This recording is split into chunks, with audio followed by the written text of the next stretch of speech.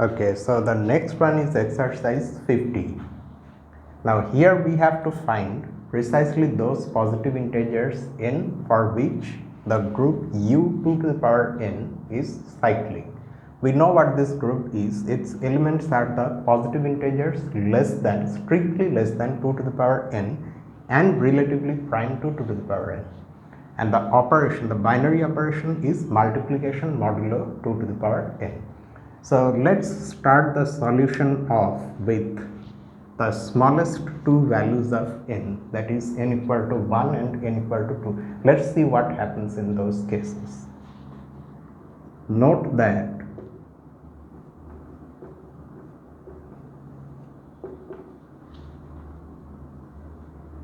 u of 2 to the power 1, that is u of 2, is this, which of course is cyclic. It's the cyclic group generated by the element 1 itself, and you of course understand why this is the singleton set 1. That's because the only element less than, the only positive integer less than 2 is 1, and which is in fact relatively prime to 2. And what happens when we take n equal to 2? We get u4. Now the positive integers less than 4 and relatively prime to 4 are 1 and 3. And keeping in mind that here the operation is multiplication modulo 4, it turns out that this group is actually the cyclic group generated by the element 3. You see why? Because in this group 3 square is equal to 1, and the reason for that, the real interpretation of this equation is this.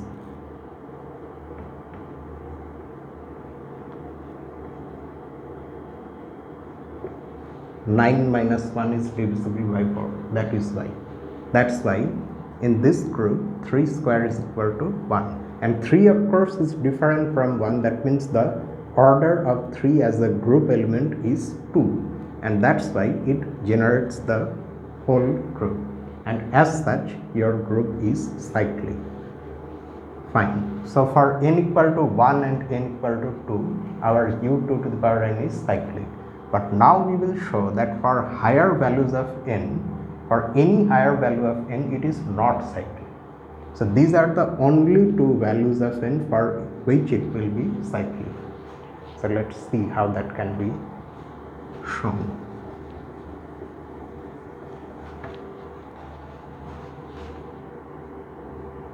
Now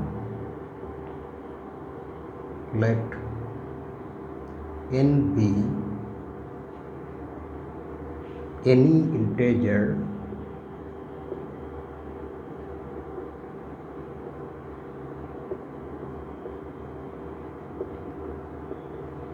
greater than or equal to 3.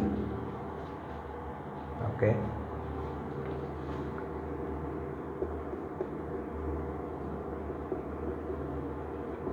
We first observe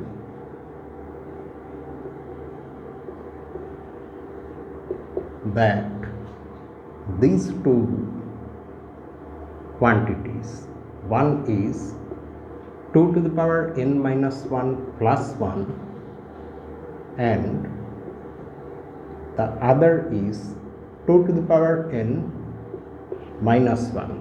These two numbers are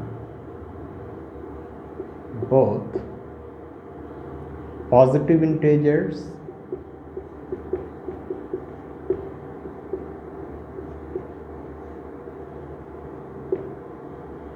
and less than 2 to the power n. Okay, why are they positive integers? It's easy to see that this is a positive integer because you can just see why it's a positive integer. I'm not going to say why. It's something very trivial. This is also a positive integer. Keep in mind that the smallest possible value of n is 3. In fact, what you see here will be actually greater than or equal to 2 cube minus 1, which is 7. So in any case, both of these are positive integers. Now why are they less than 2 to the power n? Why this is less than 2 to the power n, that is immediately apparent. However, why is this less than 2 to the power n? That is because you see 1 is less than 2 to the power n minus 1. Is it true? It is true because the smallest possible value of n is 3, and even in that case, what do we have on the right hand side? 2 to the power 3 minus 1, that means 2 square, which is 4. And if we have higher values of n, it will be even larger. So this is true, and this implies you can note carefully that this 2 to the power n minus 1 can actually be written as 2 to the power n minus 2 to the power n minus 1. If you cannot immediately see how, you just take from these two terms 2 to the power n minus 1 common out. You will then be left with 2 minus 1, which is 1. That means ultimately you will have this, and that of course implies that 2 to the power n minus 1 plus 1 is less than 2 to the power n. Okay, so that means both these are positive integers and both of them are less than 2 to the power n. But something else is also true. Actually, not just that, but both these are relatively prime to 2 to the power n. Why? See, if two numbers are not relatively prime to each other, then they will have a common divisor greater than 1, and hence a common divisor which is a prime. Now the only prime that divides 2 to the power n is of course 2, due to the nature of this number. However, 2 does not divide any of these two, and that is why both of them are relatively prime to this. The only positive common divisor of say this one and this one is 1, and the same is the case for these two also. So we write along with this also these greatest common divisors are 1, and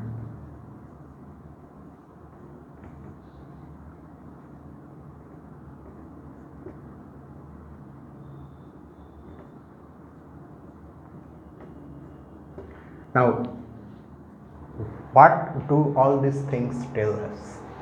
They tell us that this as well as this are elements in the group u2 to the power n, because these are the requirements that we need. That is, any element in u2 to the power n is a positive integer less than 2 to the power n and relatively prime to 2 to the power n.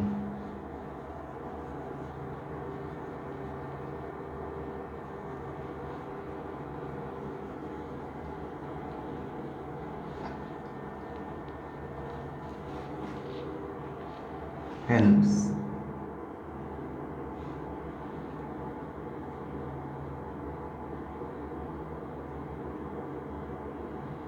and these both belong to u2 to the power n. Okay.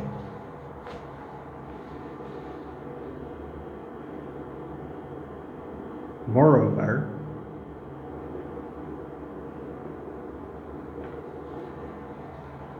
none of them is actually equal to 1.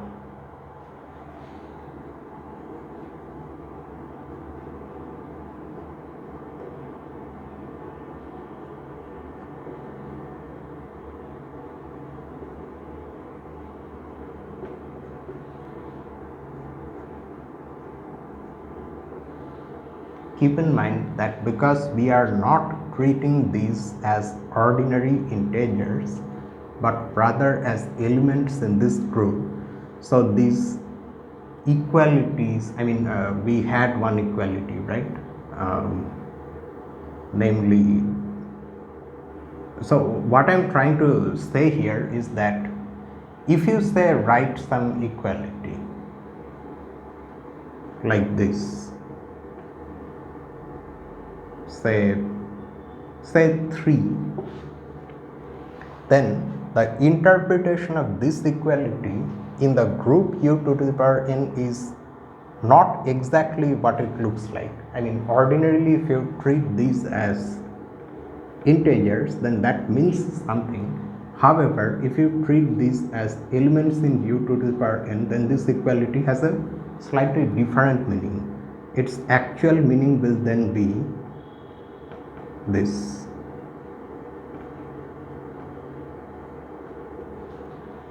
I'm just simply saying what an equality in this group means.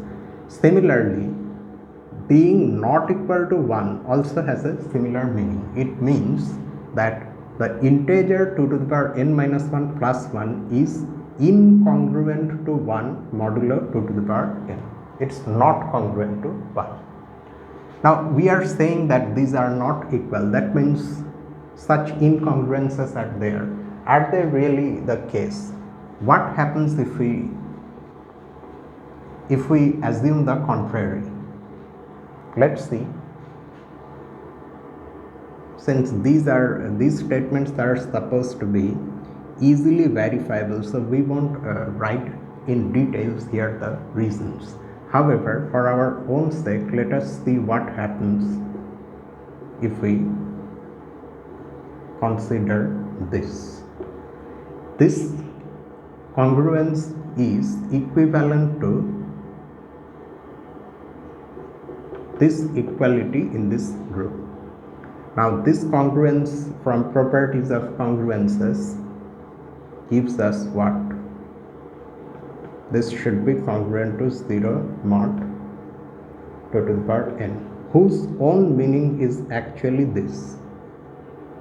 2 to the power n divides this, that is n minus 1, which is simply not true. And the reason for that is because this is strictly less than this, and this is also not equal to 0 clearly.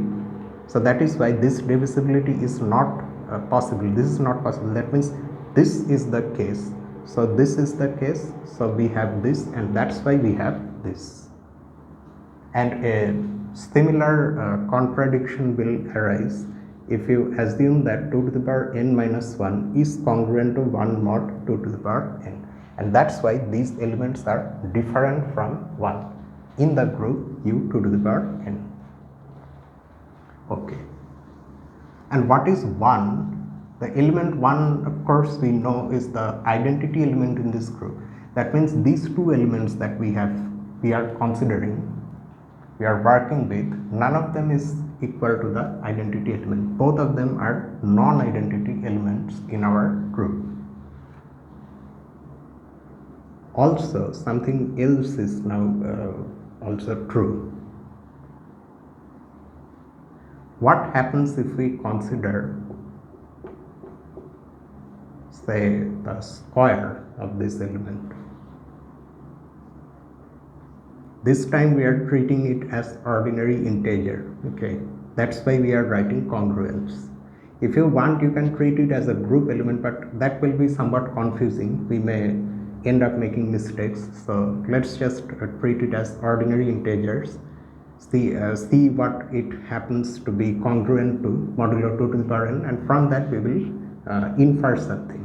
So if we just simply expand the square, we will have this plus 2 times 2 to the power n minus 1 plus 1. Now this congruence is, of course, the modulus is 2 to the power n. That you have to understand. We will write it in the end, but it's there in the background. And you can see that 2n minus 2 is actually greater than or equal to n. This exponent is actually greater than or equal to n. Let's see if that is the case. 2n minus n will be n is greater than or equal to. This is true, and in fact a much stronger inequality is actually there. N is greater than or equal to 3. So definitely we will have this. So that means the first term is in fact divisible by 2 to the power n, and this second term is equal to 2 to the power n, so it also is divisible by 2 to the power n.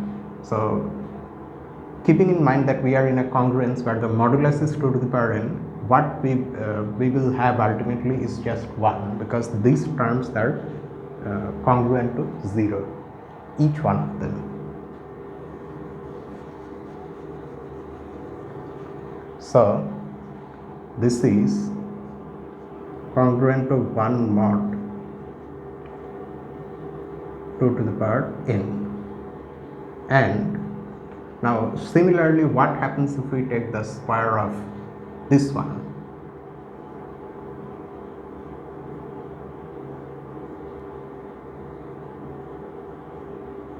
This is congruent to 2 to the power 2n minus 2 times 2 to the power n plus 1. So just like before, these first two terms are congruent to 0 modulo 2 to the power n.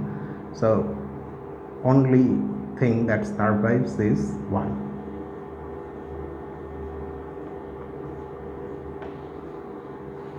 That is, now we will write these congruences in our group as equalities.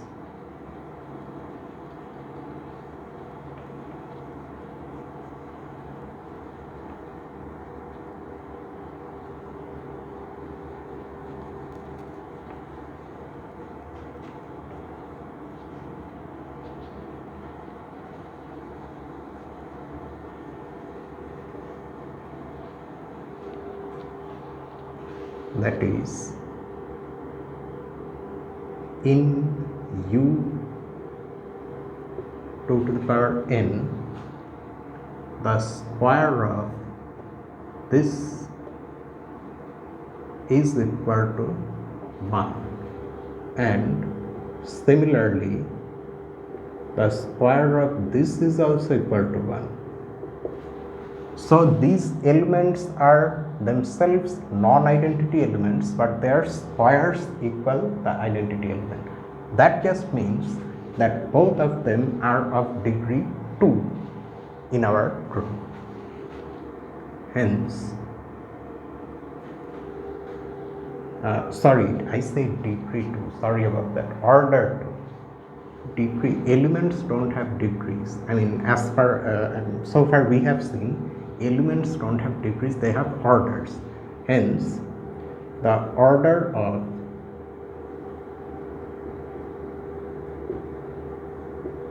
this is equal to 2, and the order of this is also equal to 2 in our group. Now, being elements of order 2, these elements in our group will generate, each one of them, a cyclic subgroup of order 2 here. Hence,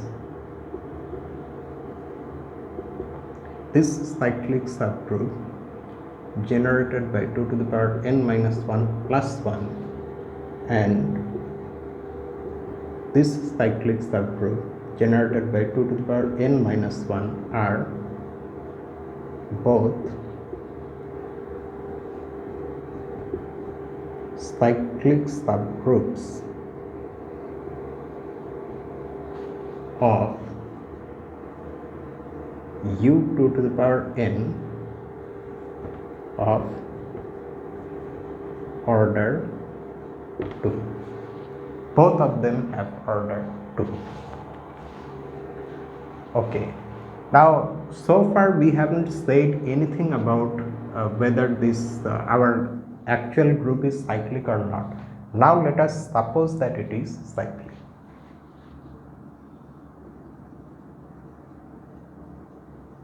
Suppose this thing is cyclic, and this supposition will have the consequence that any integer which divides the order of this group, for that integer there will be a subgroup of this cyclic group having that integer as its own order. I think I made it sound extremely complicated. You take a positive integer d which divides the order of this group, then there exists a cyclic subgroup of this group having d as its own order, and that subgroup will be unique, and this fact comes from a result that we have already seen in the text, and that result is this. Have I a corollary 3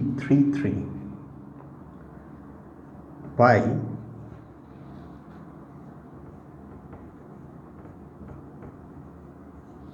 corollary 3.3. This has a unique cyclic subgroup of order 2. We are saying order 2, that's because 2 divides the order of our original group. Do you remember what the order of the group is? It's given by Euler's phi function, phi of 2 to the power n.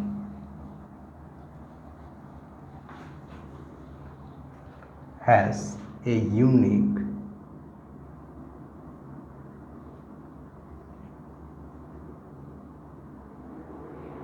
cyclic subgroup of order 2, and because we are mentioning 2, let us also write in within brackets say, note that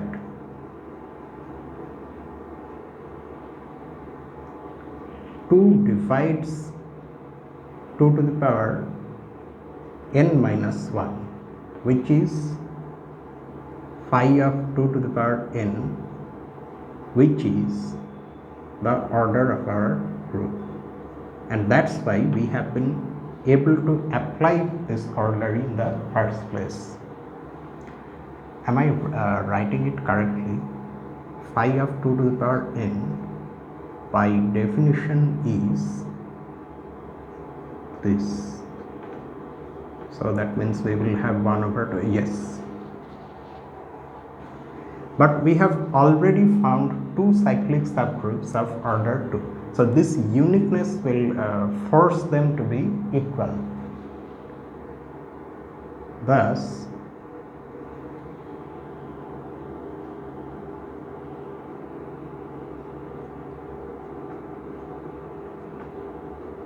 this must be equal to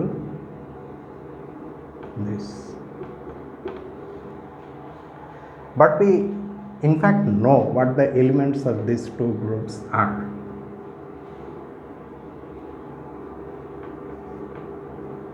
One is of course our ordinary identity element, and the other is the generator itself.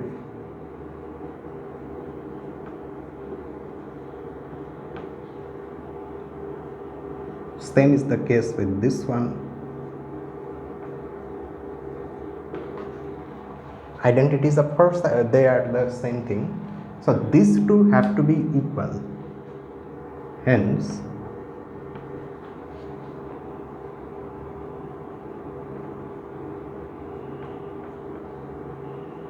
this should be equal to this. But again, be careful, this equality in fact is actually a congruence, because this is an equality in our group, modular group, that is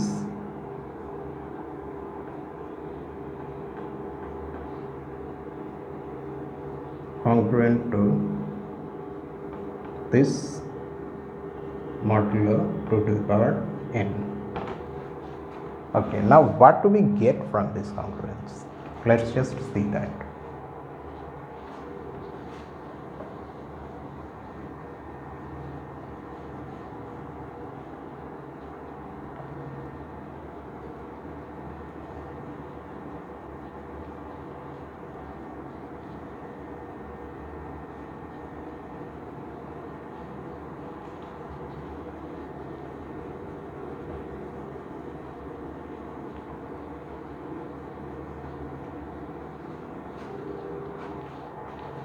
But I already need ink, so give me a moment.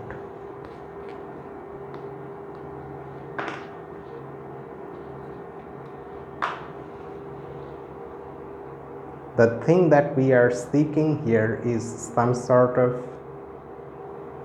contradiction. Now, is this congruence going to give us that? If we take all the things on one side, well, not exactly all the things, but if we manipulate this congruence so that we add 1 on both sides, which we can do, so we will get a 2 here, and we subtract 2 to the power n minus 1 from both sides, so that this, okay, let me just write this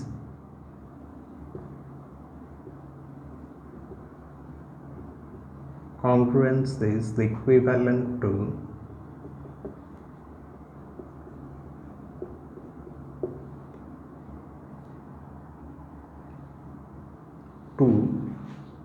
you should understand that this 2 you get on the left side by adding 1 on both sides, that is congruent to this, which is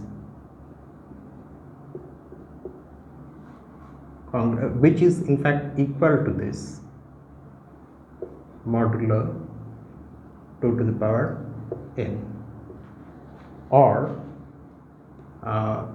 we can write like this, which in turn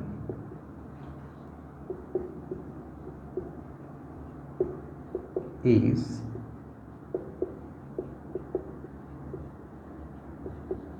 equivalent to this relation that 2 to the power n divides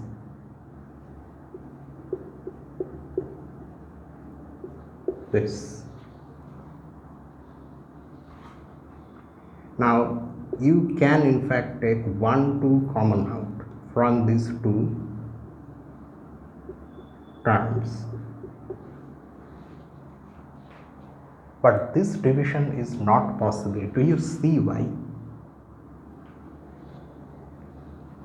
If you want, you can go one step more and write in place of this relation the other one, which is equivalent 2 to the power n minus 1 divides 2 to the power n minus 2 minus 1. However, we won't do that. From this itself we can see that it's not possible. Why? The smallest value that n can take is still that 3. Remember that. So even in that case, if you cancel 1, 2, you are left with 2 square. However, okay, so to simplify things, let's just take that one more step also. Or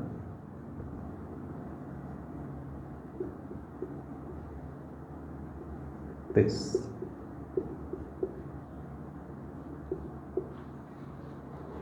But this is not possible. If you are somewhat skeptical about the equivalence of these two relations, you write the actual meaning of this relation. That is, 2 to the power n dividing this means what?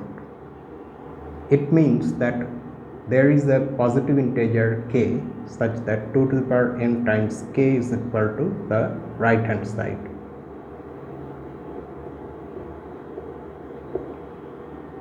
Now because your n is at least 3, so you can in fact cancel 2 from both sides and write this.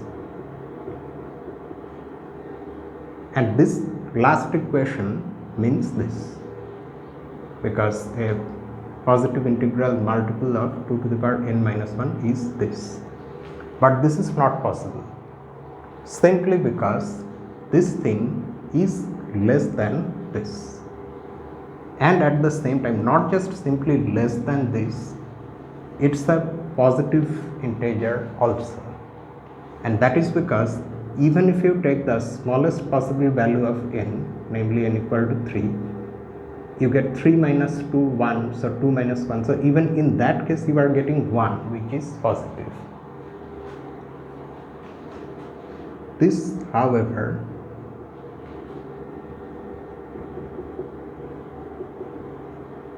is impossible.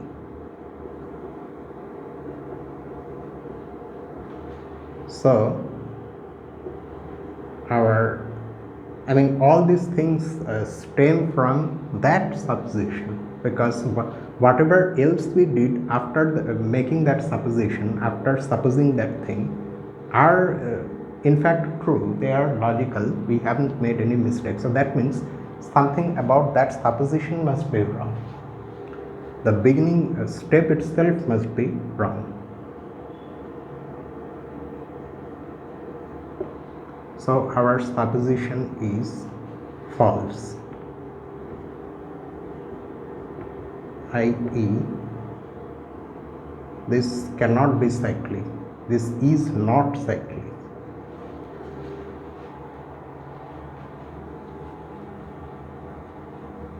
And this completes the solution.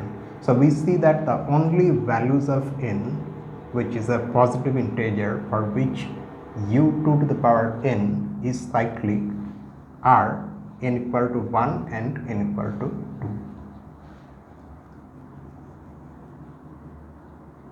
2. Before ending the solution, you should write that in a sentence. You should write that thing, that hence the two values of n for which this group is cyclic are 1 and 2. I am not going to do that. I will just leave things here. And let's now move on and see the next one.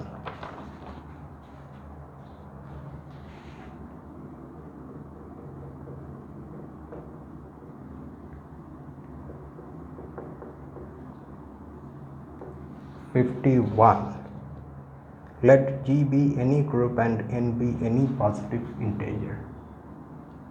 Okay.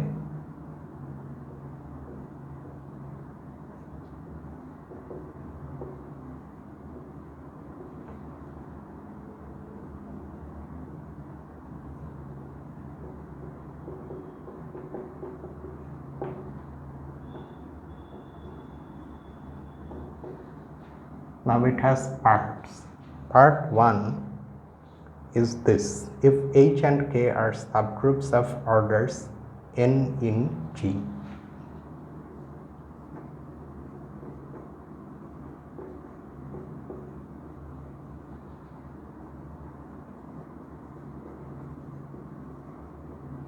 subgroups of orders n in G, and they are distinct, that is H and K are different subgroups, show that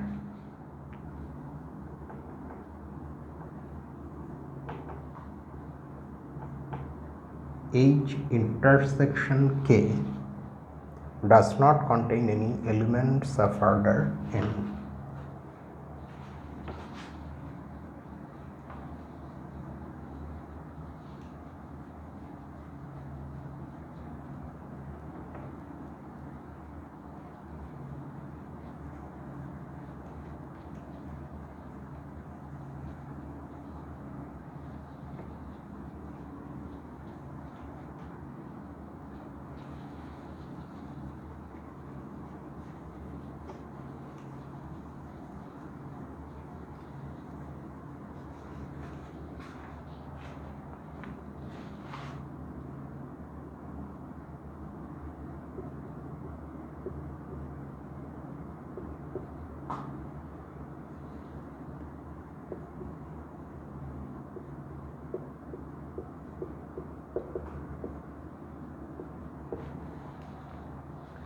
And part 2, show that the number of elements of order n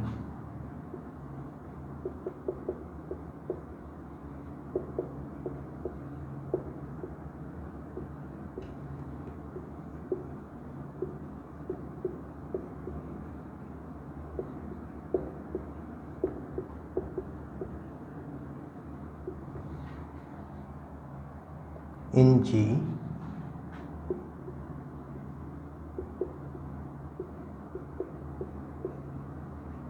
is either phi of n, where phi is of course Euler's phi function.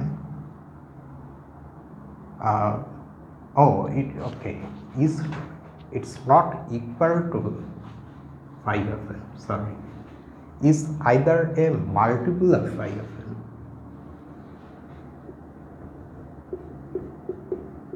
Okay, that's the completely different thing. A multiple of phi of n or is infinite. Okay, so let us first of all make sense of what we are given. G is the group and n is the positive integer. At this stage, n has nothing to do with G. In fact, n has nothing to do with G. Okay, G is some group and n is some positive integer. And it's also not given that G is a finite group. G may be an infinite group also. We don't know. Now, then it's given that G has two subgroups H and K, and they have, each one of them has order n, where n is that positive integer, and they are distinct. We have to show that their intersection, which we know is a subgroup itself, cannot have any element of order n. Okay, so let us first show this. And we will show this, prove this by contradiction. Suppose there exists an element A in H intersection K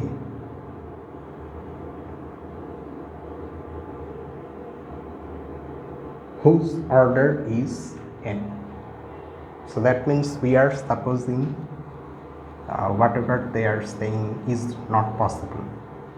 So that means if we now can derive a contradiction, then it will prove that our supposition is wrong, and hence that their actual statement is true.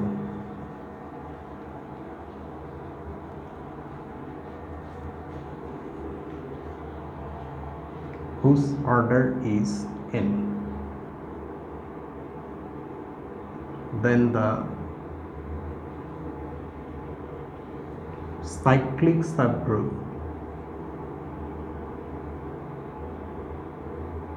generated by A also has order n.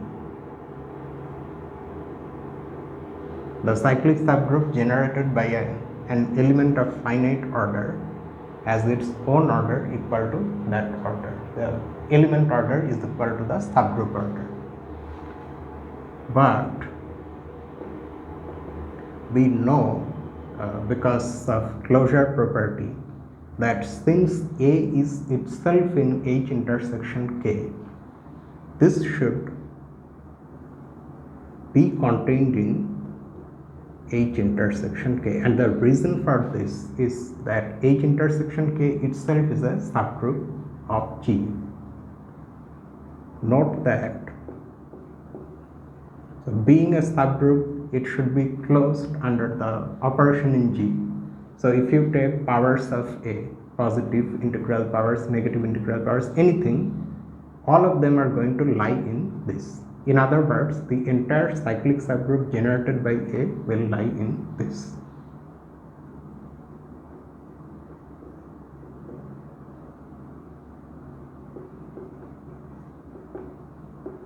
This is a subgroup of G. Okay, now then what is the order of H intersection K? It will also have an order of its own.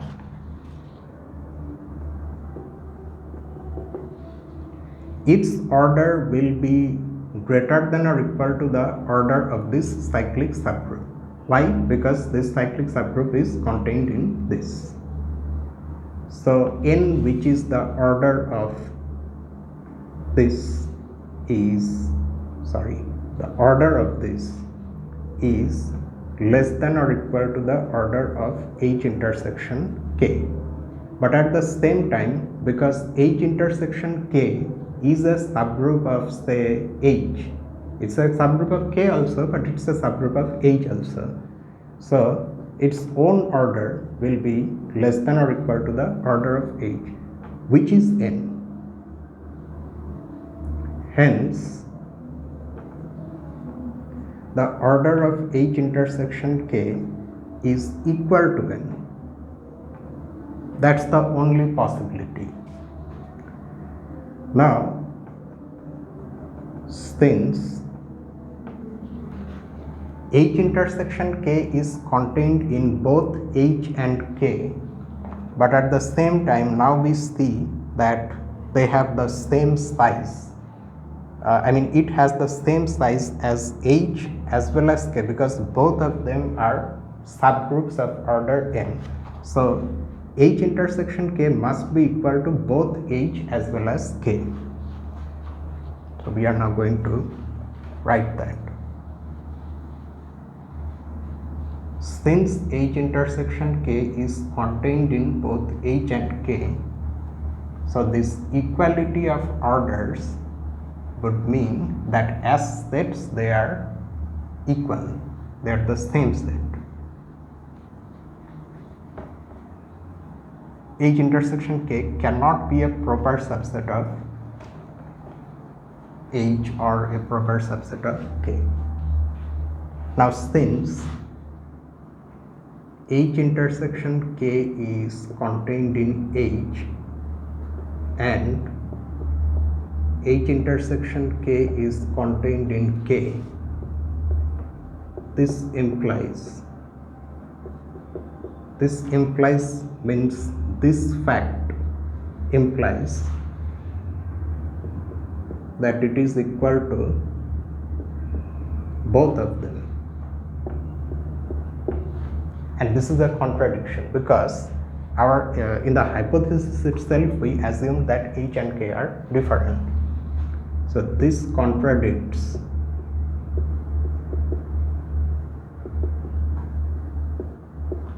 the hypothesis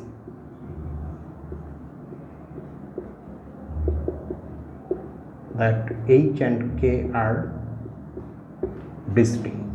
So that means our supposition is wrong. What was our supposition?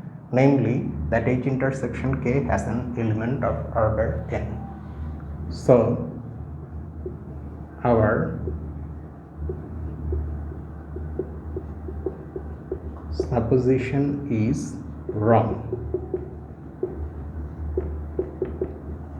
i.e. H intersection K, let me write it here, cannot contain any element of order n, and that completes part 1. Now part 2. We wrote part 2, but now it's not there. We will recall it from here.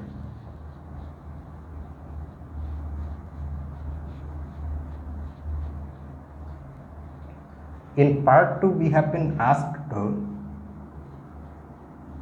show something about the number of elements in the group having order n. We are required to show that that number is either a multiple of phi of n or is infinite.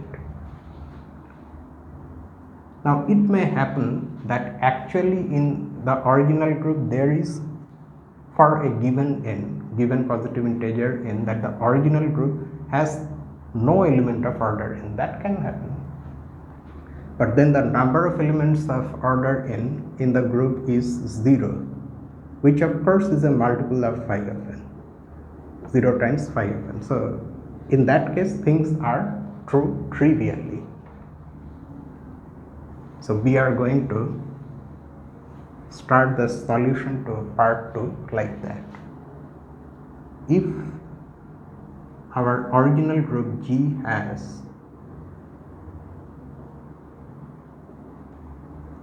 no element of order n, then we are done, because in this case the number of elements of order n in G is 0, which is a multiple of phi of n. Hence we now consider the other case, namely that G actually has an element of order n. Hence let G have an element A of order n. Now what we are going to do, we are going to consider the cyclic subgroup of G generated by A.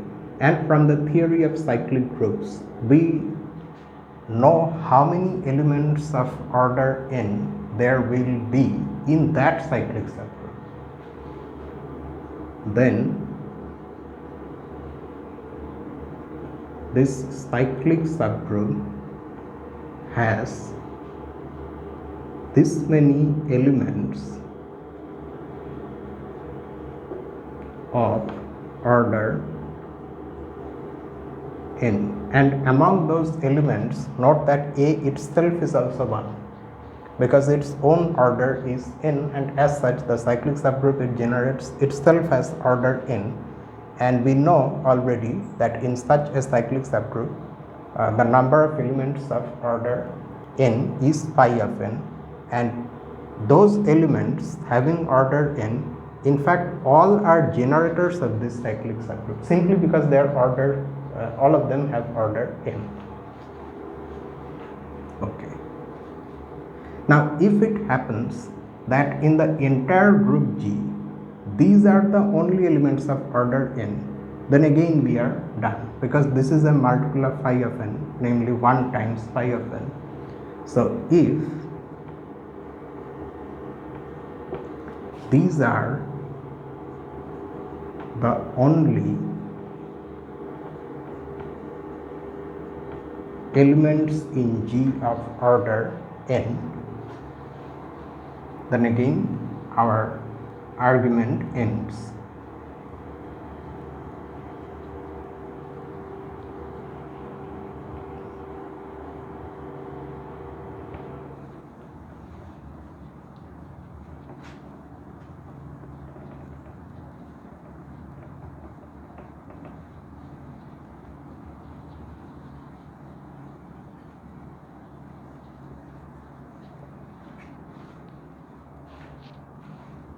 The only elements in G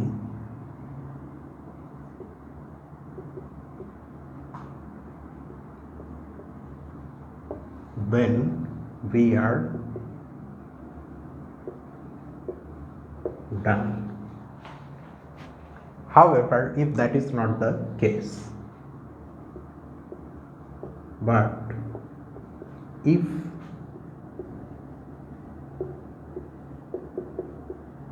there exists an element B in G which is not in the cyclic subgroup generated by A, that is also of order n, that means an extra element of order n. If there exists an element B in this of order n, then the cyclic subgroup, now we are going to consider the cyclic subgroup generated by B.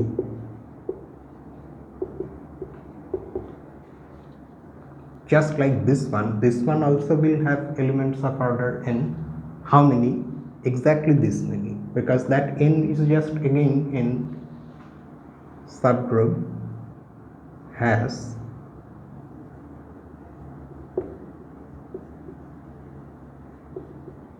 elements of order n. Okay. Now B is not an element itself in this cyclic subgroup. That does not immediately tell us that these two subgroups intersect trivially. That is, the identity element is the only element common to both of them. Maybe some higher power of B actually belongs to this cyclic subgroup. We don't know. In other words, what I am saying is that this is not necessarily the case. This intersection may not be the smallest possible, even when B is actually itself not in the cyclic subgroup generated by A. So the consequence of this, that means this in general we have this. So the consequence of that is that the phi of n elements of order n that we have in this cyclic subgroup and the phi of n elements of order n that we have in this cyclic subgroup, there may be common elements. In general, if we just simply think of them like this, there may be common elements. Maybe there is an element which is here as well as here, and it's of order n. If that happens, then the sum total of all these elements in this cyclic subgroup and these elements in this cyclic subgroup will not be 2 times phi of n. It will be smaller than that due to that some elements being common. However, that will not happen, and the reason is not this. The reason comes from part 1, which we solved just now. In part 1, what we said is that if H and K are subgroups of G which are distinct and such that both of them have order n, then there is no element in H intersection K whose order is equal to n. Now think of the cyclic subgroup generated by A in place of H and the cyclic subgroup generated by B in place of K. Okay, they both have order n. Why? Because A itself is an element of order n and B is also an element of order n. So this part is matching with part 1. And what about them being equal? Being distinct? That follows from this. Due to the fact that B belongs to the cyclic subgroup generated by itself, B cannot belong to in fact B is such an element which does not belong to this, and as such these two groups are in fact different. There may be a non-trivial intersection, but they are different subgroups, and that is why in their intersection we will not have any element of order n. And what is the consequence of that? The consequence is that these phi of n elements that you have found here, all of which have order n, and on the other hand these phi of n elements you found here which are also of order n, they do not have any common element. You have phi of n elements here, you have completely different phi of n elements here. So if you take their combination, if you take the union of those elements, then you actually get 2 times phi of n elements. All these things we of course are not going to write in detail. Instead we will just simply say, we will just directly conclude.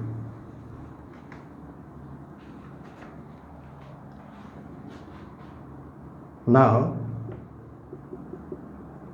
by part 1, so for example, we are not even going to show exactly why part 1 is applicable in this case, because all those things you have just seen now, they are trivially verifiable. Now by part 1, the phi of n elements of order n in the cyclic subgroup generated by A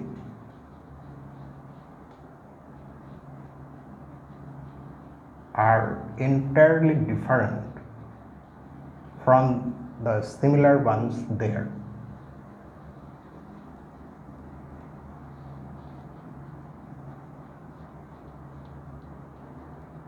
Entirely different doesn't sound mathematical enough. Distinct. Distinct will work. The phi of n elements of order in this are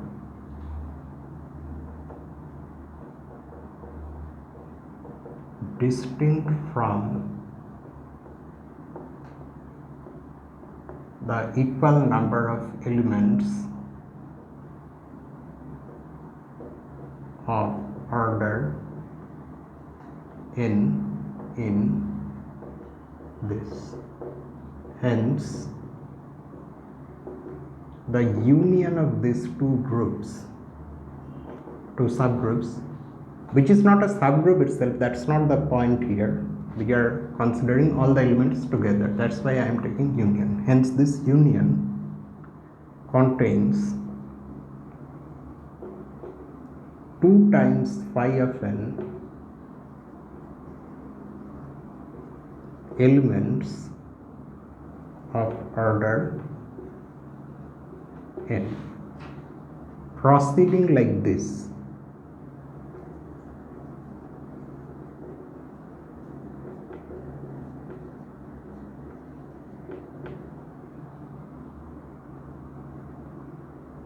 we eventually get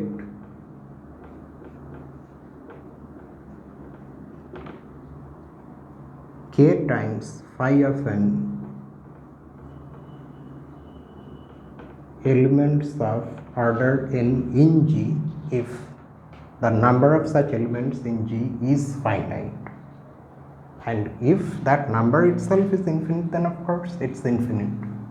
That possibility is also there.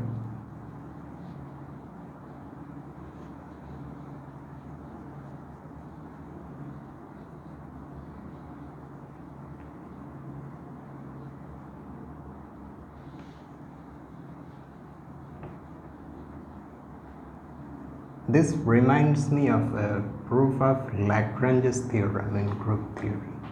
A proof, we will see, so far in this text we haven't encountered Lagrange's theorem. It's coming next, in the next section I think. It states that in a finite group, the order of any subgroup divides the order of the actual group.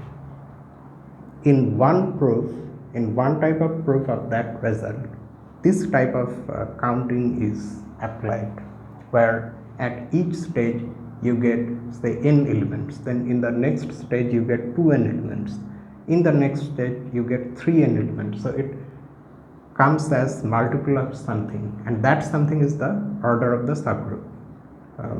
Okay, I'm going off track. Let me come back here. So k times phi of n elements of order n if G has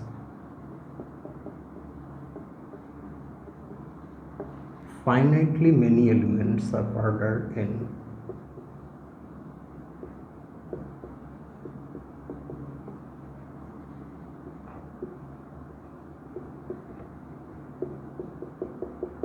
Otherwise, there are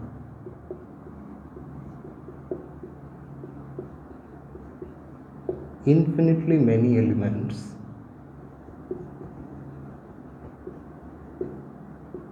in G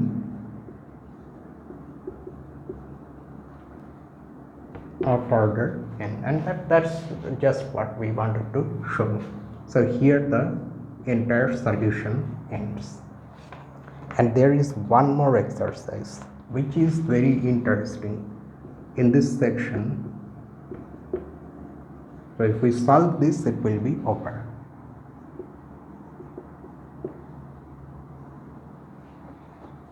Show that a non-trivial group G. The statement may be a bit confusing. We have to understand its meaning. Show that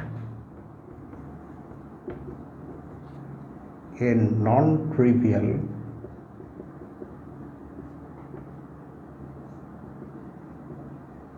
group G has no non-trivial proper subgroup.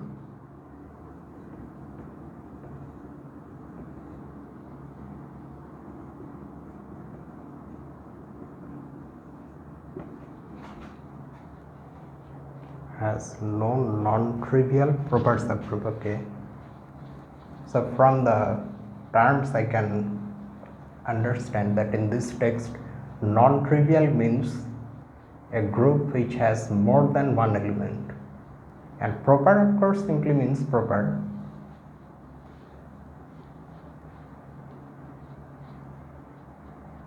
I can't remember, but in some group theory texts, this non-trivial itself means that it is both not equal to the trivial group consisting of the single element, the identity element, and also it is different from the entire group.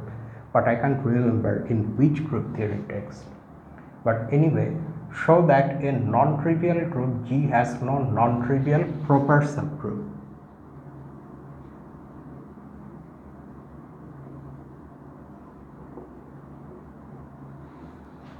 If and only if, so the condition is equivalent, if and only if what? G is cyclic of prime order.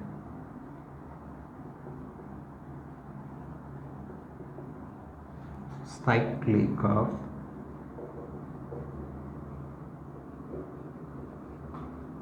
prime order. What is being said here? We already know that every group G, no matter what it is, has always it has two subgroups. One of them is the trivial group and the other group is G itself. And in the special case where your group is itself this, these two subgroups coincide. So what we are saying is that a non-trivial group G, so that means now our G is non-trivial means G is different from this. In other words, G itself has at least two elements. G is not equal to this. So G is a non-trivial group. It has no non-trivial proper subgroup. That means a subgroup H which satisfies these containment relations is not there in G. That's what we mean by saying that G has no non-trivial proper subgroup. H being non-trivial means being different from this, and H being proper means H being a proper subset of G. No such H exists in G if and only if this G is actually a finite cyclic group whose order is a prime number. That we have to prove. It seems quite complicated that non-existence of such a subgroup is equivalent to the actual group being finite, cyclic and of prime order. But we will see that it's not that, if you get the idea, then it's not that difficult.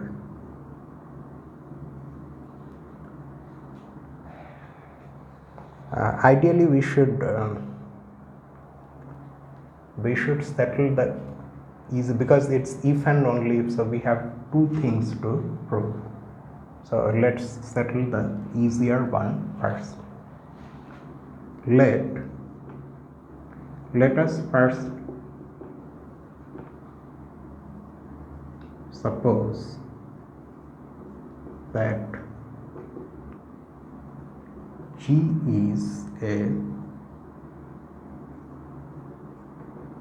cyclic group of order P, where P is a prime number.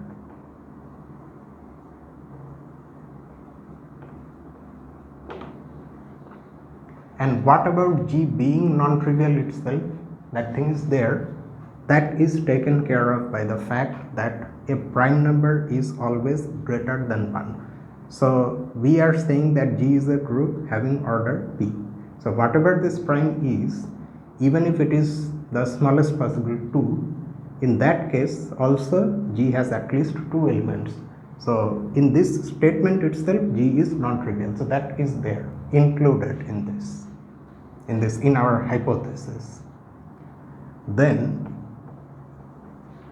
by corollary 3.3, that's the result we are using in whatever we are doing today in this video. Because now we have supposed that G is a cyclic group, so all the results about cyclic groups can now be used.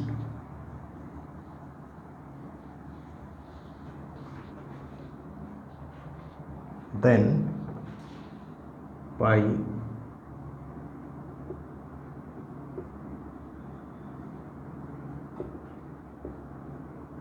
G has corollary 3.3, G has no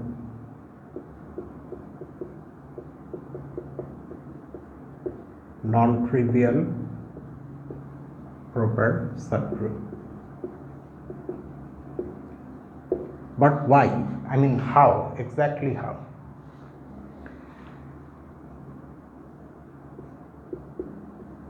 Corollary 3.3, among other things, it tells us that if we have a cyclic group having order like this, then the whatever subgroup you get of this group must be such that its own order divides the order of G.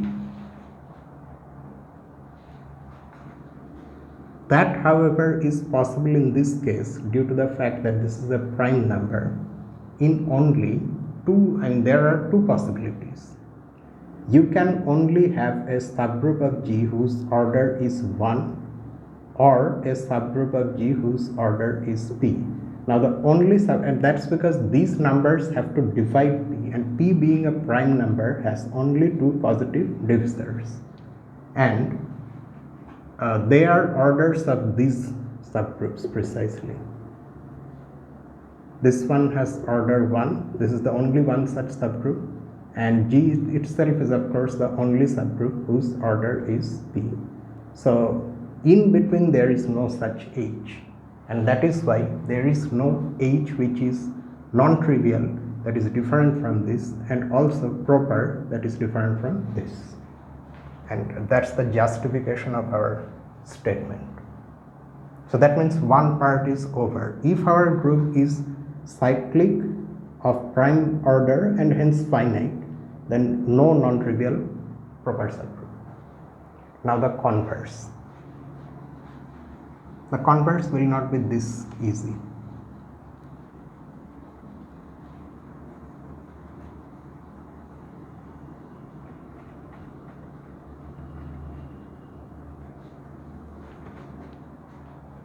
Conversely,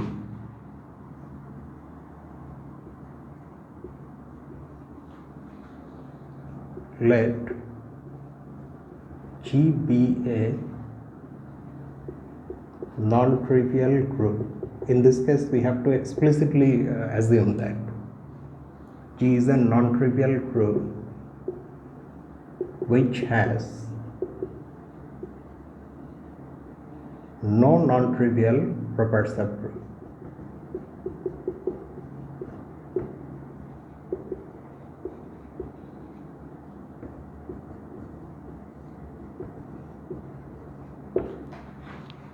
And note one thing,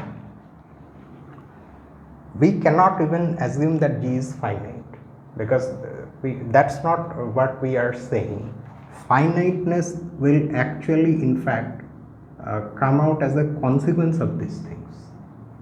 Okay, the only thing we now know is that G itself is a non-trivial group and it has no non-trivial proper subgroup, that is such in-between groups, subgroups are not there in G. Okay, now what can we do? Let us start with this non-trivial nature of G itself. Because G is non-trivial, you will find an element in G that is different from the identity element. That always will be there. Since G is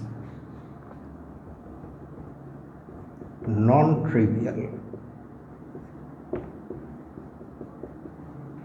we can choose an element A not equal to the identity element in G.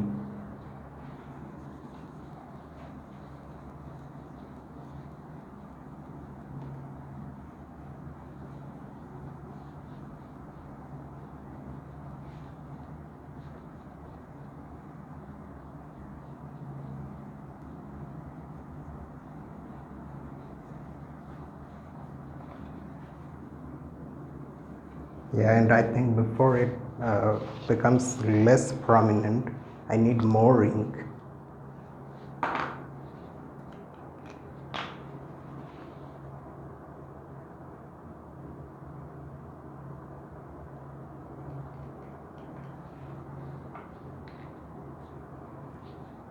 Okay, now next what we are going to do, we are now going to consider the cyclic subgroup generated by this element A. Element in G. Now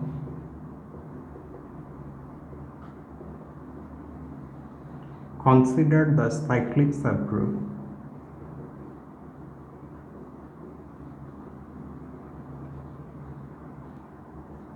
this. Because we have assumed A to be different from the identity element, so this subgroup cannot be the trivial group. Since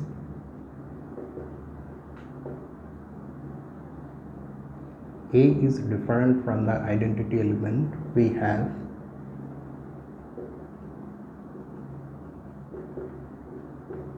this.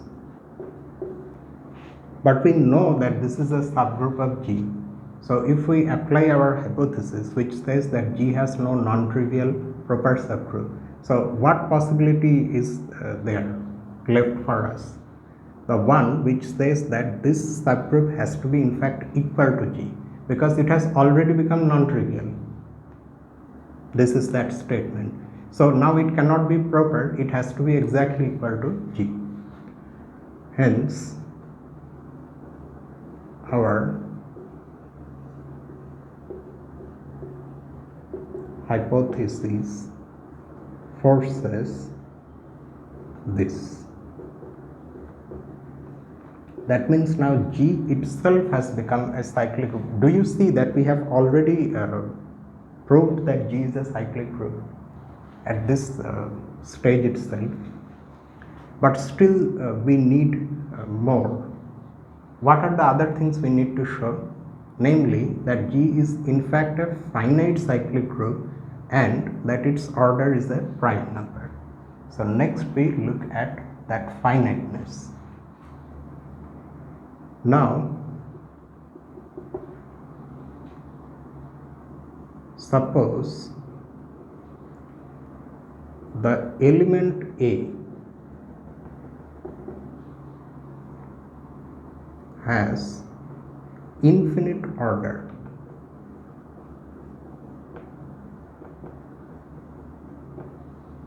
Suppose then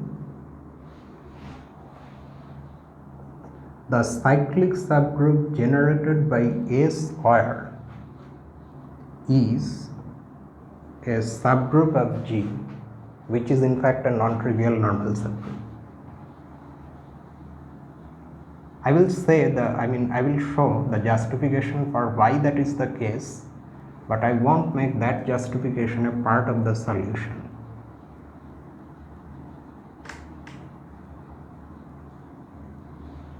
Because if I do, then things will become very long. You will now see the explanation and you will understand why that is not a very big deal. When if one wants, then one can just simply see it for themselves. Then this is a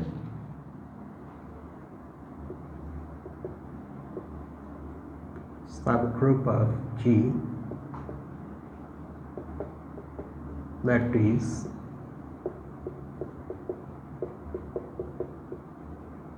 non-trivial and proper, which is a contradiction to our hypothesis. Okay. Before I write that, let me write it in symbols, because looking at that thing, it will be more illuminating. That is, the subgroup generated by A square is non-trivial. It's not equal to the trivial group, and also it's a proper. Yes, why is it a proper subgroup?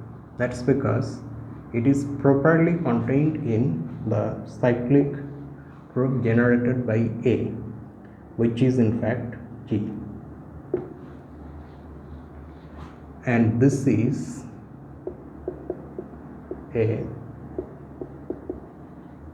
contradiction. Fine, this is a contradiction, but how are we getting this? And what does it have to do with A being of infinite order? Note that these containments are already there regardless of the situation. These are there always. Why? This, of course, the first one is trivial. The trivial group, this group which has only the identity element, is a subgroup of every group. So this is contained in this, we understand that. But what about this containment?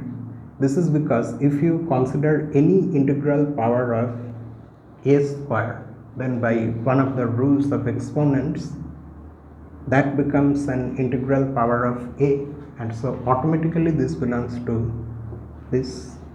So this second containment is also true.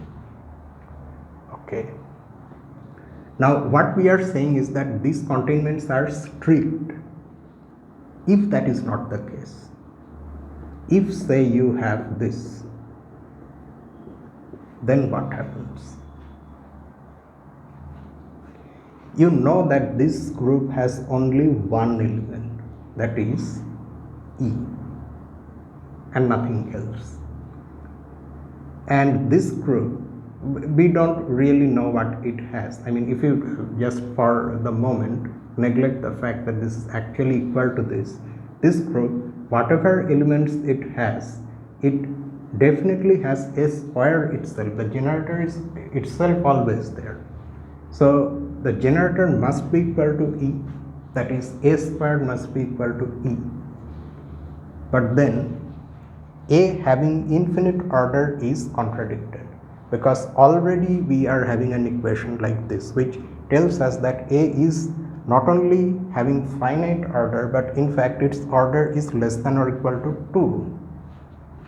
So that is why this cannot happen. And a similar argument shows that this equality also cannot happen. Because we are seeing all the things in detail, let's just see this one also. Why? That's because this subgroup has A in it. So A should be present here also. That means A itself should be an element here. Means how do the elements in this group look like? They are integral powers of A square. Now if you manipulate this equation, ultimately using all the rules of exponents and everything, you get this. A to the power 2i minus 1 is equal to E. Now things will not give you a problem. Things will still remain okay if it happens that this exponent is 0. Then there is no problem. Then of course A to the power 0 is anyway identity. However, 2i minus 1 is not the integer 0. Do you see why? For 2i minus 1 to be 0, I should be 1 over 2. I should be the non-integral number 1 over 2, but I is an integer, so 2i minus 1 is a non-zero integer. Now if it happens that 2i minus 1 is itself a positive integer, again A having infinite order is contradicted. But if it is a negative integer, fine. From this equation itself you will get A to the power, you just take the inverse on both sides. 1 minus 2i is equal to identity. So again a positive integral power of A becomes the identity. So again the fact that A has infinite order is contradicted, and that is why this is also not possible. Now if all these things look extremely complicated to you, these let me just say this in my defense, that these are routine group theoretic calculations which one can do, and once you have seen why this thing is true, these type of calculations can in fact be suppressed sometimes, because they are routine calculations which do not have unusual twists, so that so that we have to include them in the solution, showing all the things. So what I am deciding is that I will just keep it like this. For me, it's not a part of the solution. But for you, of course, you can see this, and if you want, you can make it a part of the solution. However, now we have our, whatever we have written so far is okay. So this is the contradiction, and that is why the supposition that we made here that A has infinite order is itself wrong. So A cannot have infinite order, A must have finite order. So now I am going to write that. There will be some, there may be, I'm not sure whether you can hear it or not, there are some noise disturbances in the background, because a festival is going on.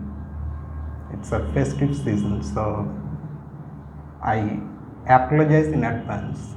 If you are able to hear some things, then please bear with me. It won't stay for long, because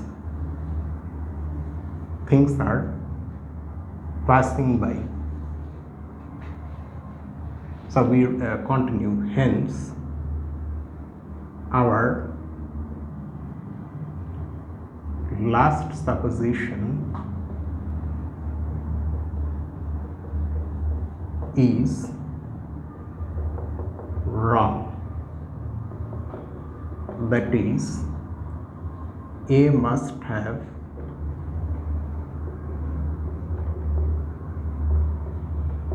finite order.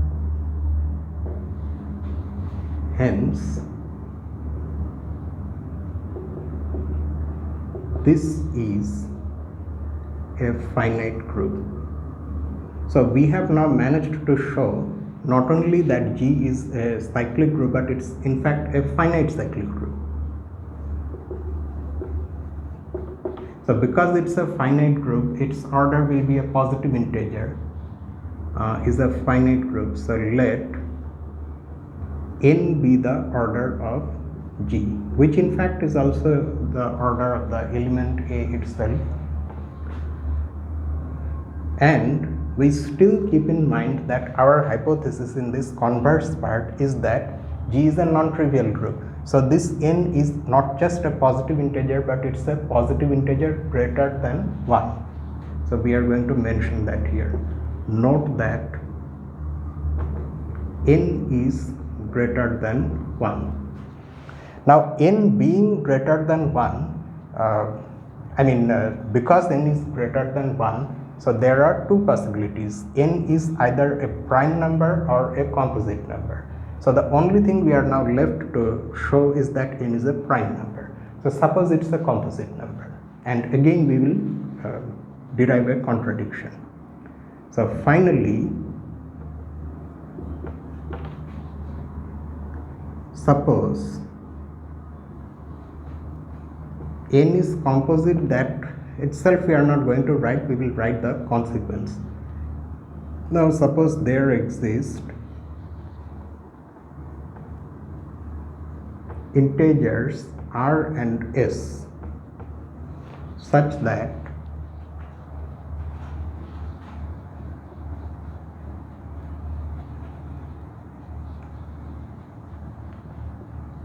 these small gaps that I intentionally leave in these solutions are actually there for you to fill, so that you can, after understanding these notions, you can have the opportunity to write things on your own and see if you are getting the proper understanding that one should get after going through these things carefully. If not, you can of course keep practicing and it will eventually come to you. There exist integers r and s such that both of them are positive integers less than n. Okay, I assumed n to be the order of the group. I hope that n has already not been used somewhere else in this solution. Okay, to be on the safe side, let me just I can't remember exactly whether we have n here used before in with some other meaning or not. So instead, let me just use, what should I use? MNOP. P is already there, I think, somewhere. I'm forgetting things. Let me just simply write J.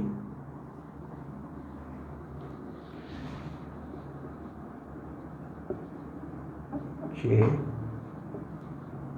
this, and such that their product is J. That means all these things just simply are saying that J is a composite integer, and these are r and s, these are non-trivial factors of J. Okay. Now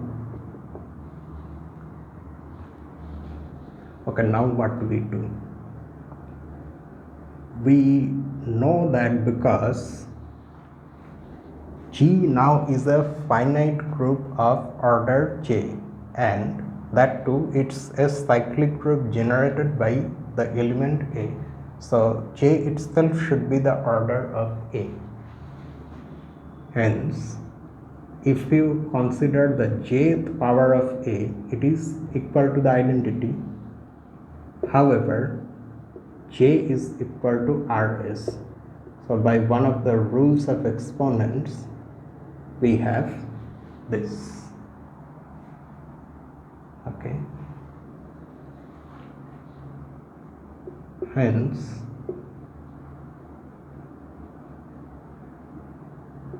so from this equation, what can we say about the element a to the power r? We see that its power, where the exponent is s, is equal to the identity.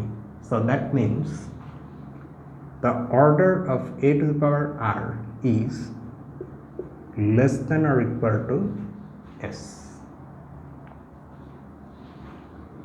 and S itself is less than J,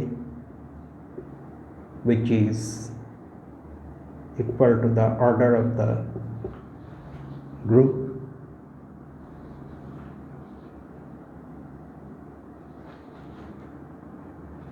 This implies that the source of that noise is now gone.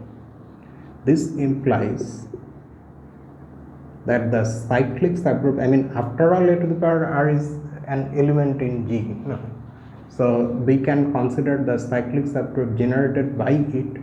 So its order cannot be equal to the order of the group, because we can see here that the generator of this cyclic subgroup is having an order less than J. We don't actually know what its order is, but we know that its order is less than J. So this is a proper subgroup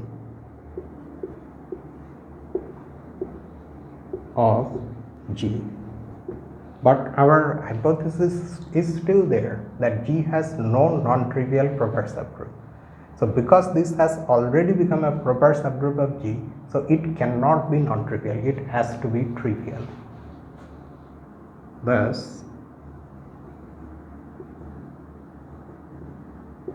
this has to be the trivial group, and which in turn implies that its generator must be equal to the identity element. Again, same argument, that because this belongs to this must also belong to this, but this subgroup has only one element, that is E, so this must be equal to E. However, what does this last equation say? Again, just like this one, this last equation gives us a similar thing, but now about the order of A itself.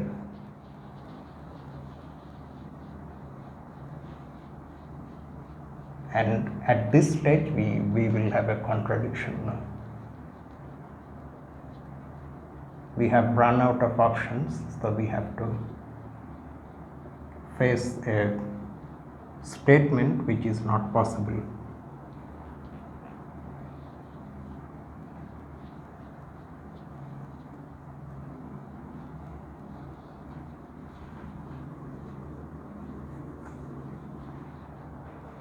This last equation gives us this thing, that the order of A is less than or equal to R. Okay. But what is order of A? Because A is the generator of the whole group whose order is J, so this is actually equal to J, but at the same time R is strictly less than J, and this is a contradiction. J cannot be strictly less than J. This is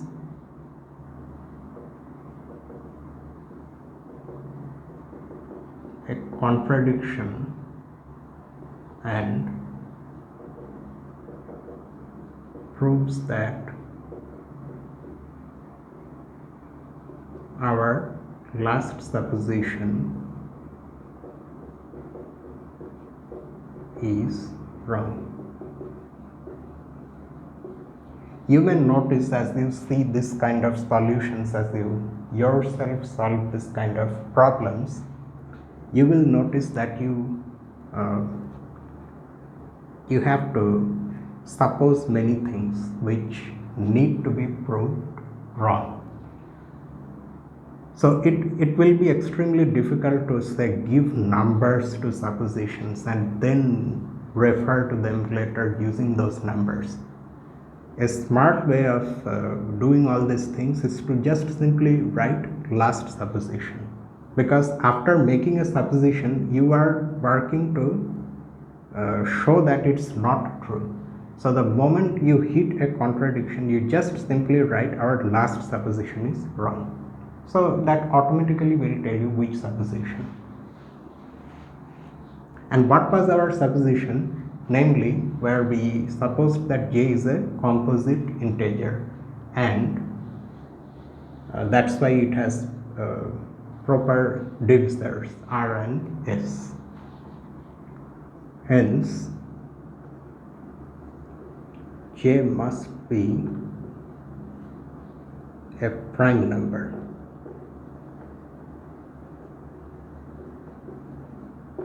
So do you see how nice this is? Just from the condition that G is a non-trivial group and that there is no proper non-trivial subgroup in between E and G, just from that condition it follows that G has to be a finite group, a cyclic group, and also a group whose order is a prime number. Okay, so here the solution ends, and here this section also ends. In the next part we will see what is there after this. And tomorrow, of course, we have our usual real analysis. So with this I end things today. I wrap things up. See you tomorrow with real analysis. And if you want to say something about these things, you can write in the comment section below, or you can use my mail. You can email me. The address will be there. The link will be there in the description. So that's just it. So see you tomorrow with real analysis. Until then, this is me, Lucifer, from a mathematical room. Have a nice night.